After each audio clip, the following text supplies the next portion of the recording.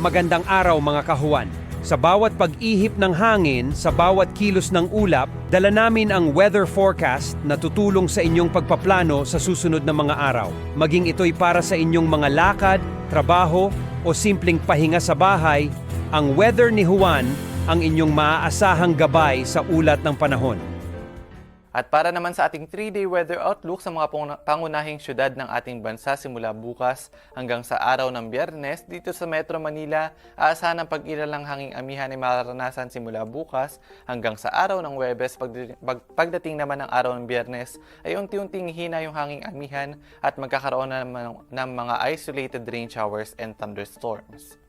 Dito sa may Baguio City, generally fair weather conditions pa rin, ngunit umiiral yung hanging amihan hanggang sa araw ng Biyernes.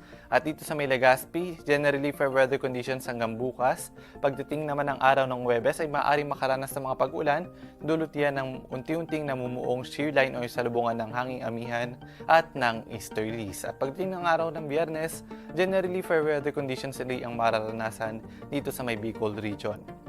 Sa may Metro Cebu at Metro Davao, generally fair weather conditions pa rin at may kainitan, lalong-lalo na sa tanghali at sa hapon, at magkakaroon lamang ng mga isolated rain showers and thunderstorms.